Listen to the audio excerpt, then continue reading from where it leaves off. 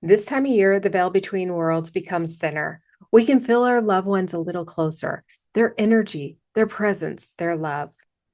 It's the reason we celebrate the Day of the Dead, to honor those who have crossed over, but also to remember that love doesn't end when their body does. Hi, I'm Kady. I help people clear what's blocking them from their truth so that they can live out their life purpose.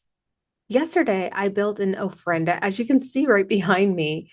It's a sacred altar to honor my family members, my loved ones, and my pets who have transitioned. And as I placed each object for each specific person I'm honoring here, I felt something profound. It wasn't about death. It was about the connection. The ofrenda is really an act of remembrance, a release, a bridge between the physical and the spiritual realm. When we honor our loved ones, we help ourselves and our loved ones move forward. As I built the altar, I felt a wave of peace roll over me. Each candle represented a chapter that was ready to be closed, not because of loss, but because of healing. It felt complete. I realized that every time I chose to live in joy, my ancestors would rise with me. When I found myself forgiving, there was a softness that would ripple through my entire body, and not just through me, through my loved ones that were on the other side.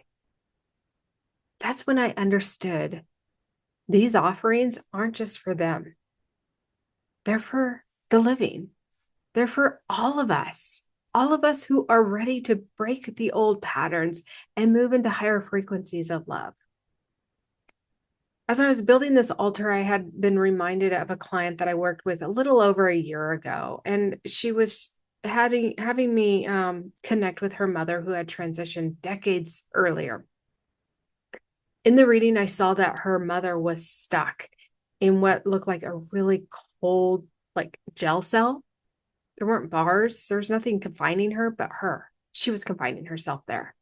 She was laying on a metal bed. There was no blankets, and it was really damp, gray, and dreary. It was cold. It was lifeless space that she was in. And as I was communicating with her mother, I asked, why are you choosing to be here? Why are you here? You're not confined. There's no bars keeping you in.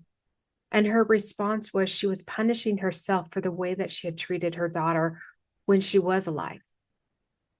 I explained this to my client, and I explained that your mother does never expect you to forgive her. But I said to my client, if you can forgive your mother, if you can find it in your heart to forgive her, she will be able to move out of this cell that she has confined herself in. And I explained that sometimes that forgiveness takes time. It doesn't happen overnight, and that's okay. But I knew that she could do it. So fast forward 3 months goes by, this client comes back for another session, and we go into the spirit realm, and I see her mother this time. However, this time I saw her mother surrounded by like this, I don't know, this pink golden light. She was no longer trapped in that dreary cell, but she was resting in peace. When I told my client what I had seen, she smiled and said softly, with a tear rolling down her eye, I forgave her, Emily. I was able to forgive her.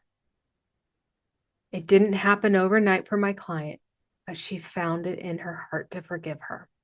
I still to this day get a little choked up over this because I saw that her mother had transitioned and moved out of that cell and into a healing space. That one act of forgiveness set her mother free, but it also set my client free. It's a perfect example how healing flows both ways through our bloodlines, timelines, and the dimensions. When the veil thins, it's not something to fear. It's something that is so sacred.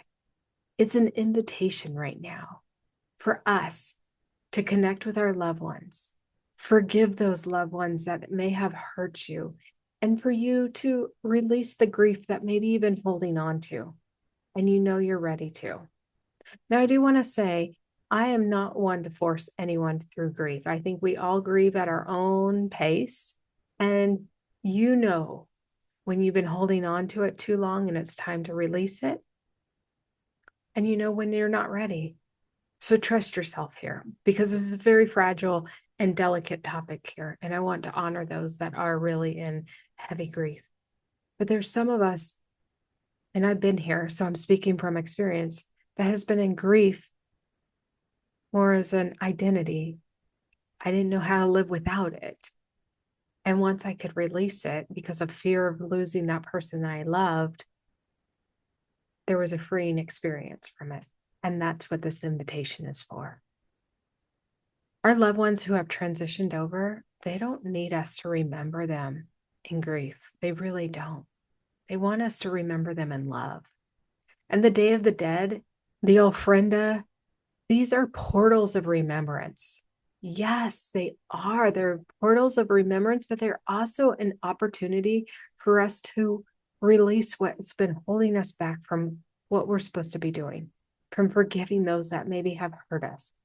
And so that we can evolve as ourselves, we can grow and really step into our truth.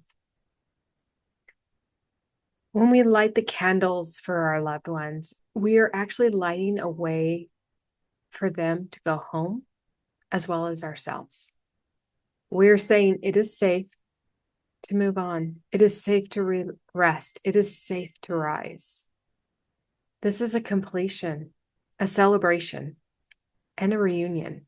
So if you're feeling your loved ones close right now, or if someone from your past keeps stirring up within your heart and your mind, maybe this is your moment to forgive. Not because of what happened is okay, but because you deserve to be free.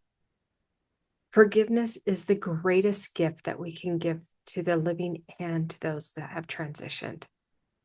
It releases everyone from old stories and anchors in a new vibration of love, peace, and unity. This is what the old ofrenda teaches us. The veil might be thin right now, but love has never been separate. It just is waiting for us to remember. So maybe tonight, light a candle, whisper their name, and instead of saying goodbye, say thank you. Because when you rise, they rise too.